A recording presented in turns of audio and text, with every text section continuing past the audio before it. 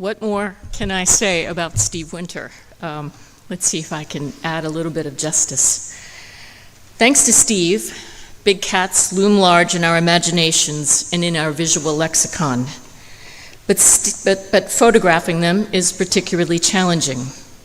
I was Steve's editor for most of these stories, and they always felt like a leap of faith, that if anyone could pull them off, it would be Steve.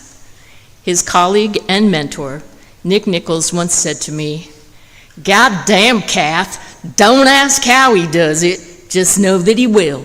At the bitter end, with only $5 and 1 week left in the budget. He is the voice for the voiceless. Steve's mastery of camera traps has been the magic behind such unforgettable images as P-22, the Sumatran tiger, and of course the urban leopards of Mumbai. It is the blending of the conservation issues and natural history that makes Steve's stories so compelling. But Steve is so much more than awards, camera traps, and cats.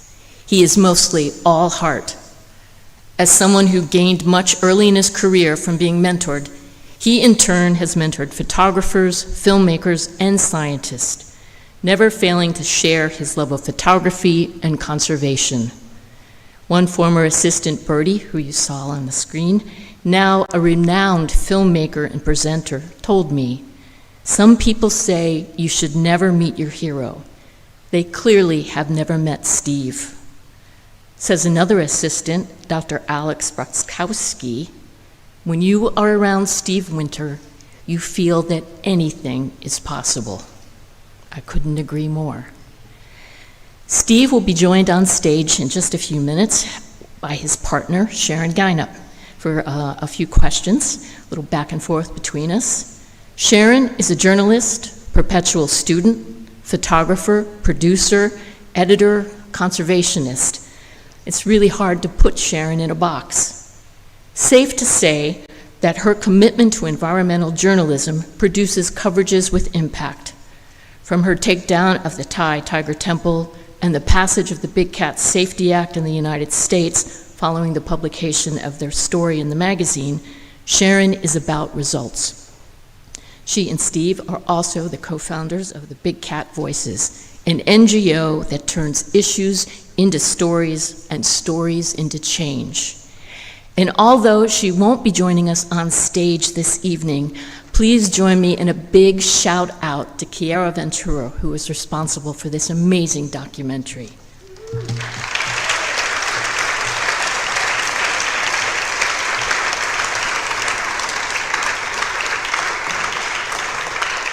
Steve, Sharon, if you can come up the stairs and join me here on stage, we can get started.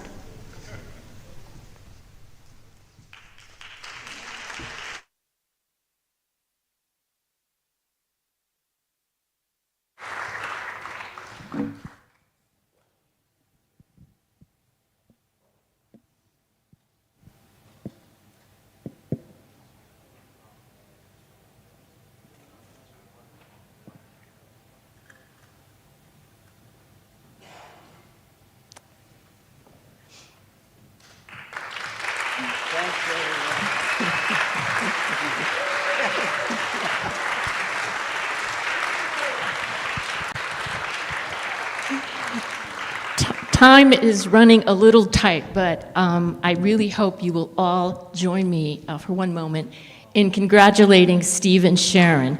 After over 33 years, Steve and Sharon got married 2 weeks ago. He finally got the love of his life. Congratulations.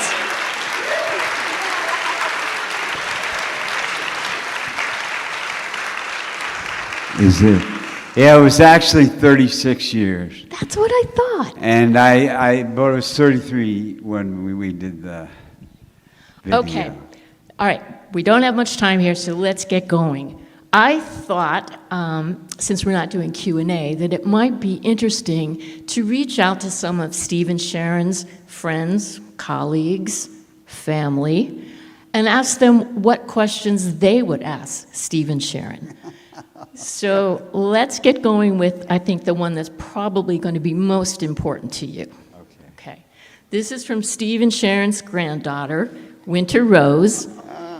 And Winnie wants to know, Pop, what made you want to start taking big cat photos? What would you say to Winnie, Steve? Oh, what would I say to Winnie? Number one, I love you. You're the dream come true for us, is having you. I feel that if you save the top predator in any ecosystem, you save everything underneath it. People love big cats, and it's kind of a movement to get people involved in conservation that maybe don't want to or have no desire. Mm-hmm. But they love big cats, and so you save one, you save them all. Yeah. And that's a good thing. And Sharon, Winnie wants to know, do you like writing about big cats more than any other animal, or are they your favorite too? Actually, I'm an environmental journalist, so I cover wildlife, ecosystems, but I also write about all kinds of environmental issues, from climate change to pollution, fracking, energy, on and on, zoonotic disease. So for me, I throw a wider net, but the best work is always when we get a chance to work together, because we can brainstorm. We're such a great team, and being able to brainstorm creates a much larger perspective. Steve makes me ask questions of people that I wouldn't otherwise. Steve could be shooting in this direction, and I see something over here. I was like, Steve, go shoot that. And so collaborating on big cat stories is the work that I think means most to me. And I think it's just great after 36 years that we actually want to work together. I think that's one of the most important things. Yep. And she makes me a better photographer. Sweet. I can attest to that. Steve, big cats chose you. Talk about that. Well, that first night, literally, I'll tell you, I used to walk up that mountain to the one-room shack I was staying, and the hair on the back of my head would stand up. And I didn't know anything about big cats. I knew nothing, really. You gave me the chance to do that story and to prove that I could do it. But that night when the cat came, and I thought it was the guys that had shot the persons I was working with, father and brother, loggers that shot him. And then luckily when I heard the scratching on the door and the sniffing, I was still scared, but I was so happy that it was a big cat, even though it was like, why'd you wait 5 weeks to tell me there was a Black Panther here, guys? This is for both of you. Almost every story you have photographed and written about together has had a conservation outcome. And you have both talked about the fact that you don't want to do stories if they don't make a difference. So how do you hold that line between journalism and advocacy? You can take that, darling. As someone mentioned, early on, yes, we have a point of view, but it's our job to put the story out there and cover it as broadly as we can. And for me, it's about, information, accurate information, and, allow people to make their own conclusions. But if you're exposing wrongdoing and the facts are there, the work has impact. Or if you show a gorgeous cougar in LA, people fall in love with it. Some things that weren't mentioned is that LA public schools now have urban wildlife in their curriculum because of P22. And there's a permanent exhibit at the LA County Natural History Museum. It just, somehow if we can engage hearts and minds, we can make a difference. We wanted to make sure that we weren't moving the needle ourselves, especially in Thailand. They were overwhelmed by international outcry about what was happening at the Tiger Temple with these cubs and tigers that were too big to pet. And so it happened on its own. It was the photos, and Sharon's 4 stories were a catalyst to bring about change. Here's a question from Bertie. Bertie says that one thing he learned from you is that there is a common misperception in wildlife photography that patience is key. You believe that passion and persistence are the key. And Bertie wants to know the root of your passion and what keeps you going. Give me an easy question, Bertie. You know, you get involved in this, and you get close to the issues that we have to overcome in the world in which we live. And you want to be part of the message and get a positive message out there and give people an opportunity to change the way they live and look at this world as the magical blue and green ball that it actually is, and to help bring about change. And that's a passion. I've seen Steve up against ridiculous odds. You know, he left Sumatra without a photograph of a Sumatran tiger after being there for, 3 months. Ended up photographing, palm oil destruction and logging and poaching. And he left a camera trap up, and I think it took 3 months, and he finally got that incredible image. And again, I always say to him, how do you do this? And he just wakes up, and every day is the next day, and he just keeps doing his work. I don't know how he does it. I'm not wired for that, but he is. Sharon, from your very dear friend Bijal, of all the hundreds of stories you have written about wildlife, which one or two have changed your perspective on conservation? There's been many along the way, and I think, I studied environmental science when I changed careers. I was a photographer and switched more to writing. But I think I have the opportunity to learn from experts, on every story that I work on. Actually, we have a story coming out in December on the world's last Asiatic lions in India, in Gujarat. And, that's a story that blew my mind. How do you bring back a large predator that, lives in a human-dominated landscape? More than 50% of these lions are now not living in protected areas. They're out amongst people. How do you do that in a 21st century world?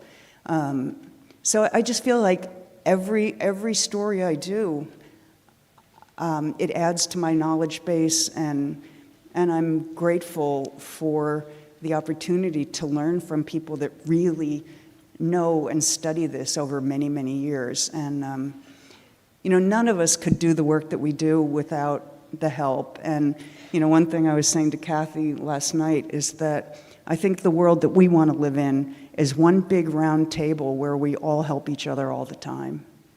Nice. Time is short, so last question, and this is from Jasper Dost, Steve. Okay. And he says, you've spent decades face-to-face with some of the planet's most powerful predators. And what has that intimacy taught you about humanity's own place in the wild?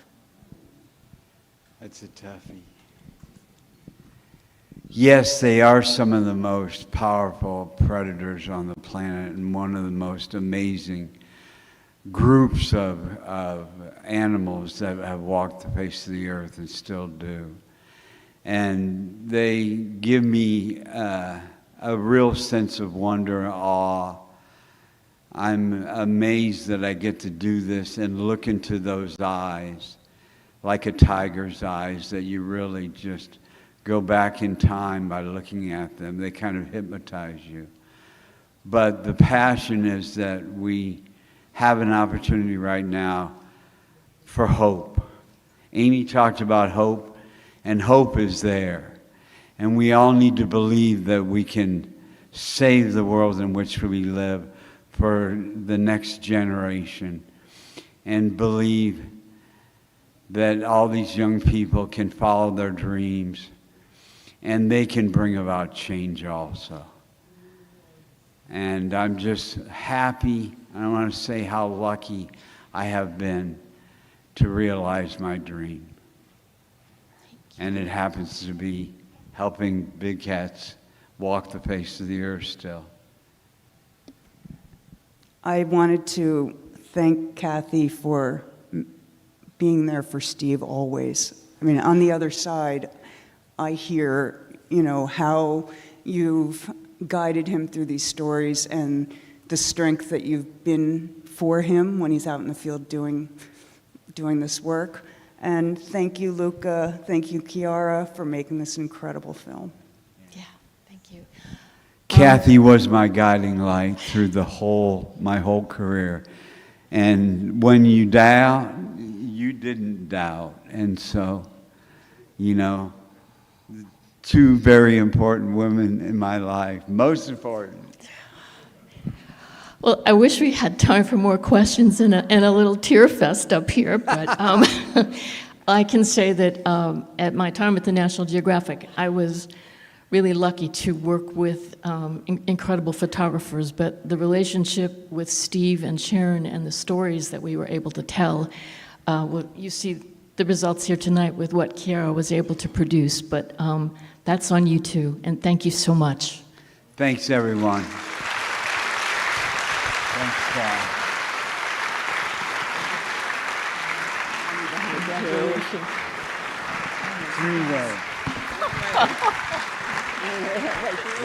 Get off the stage, you guys. Get off the stage. We're out of time. Get off the stage.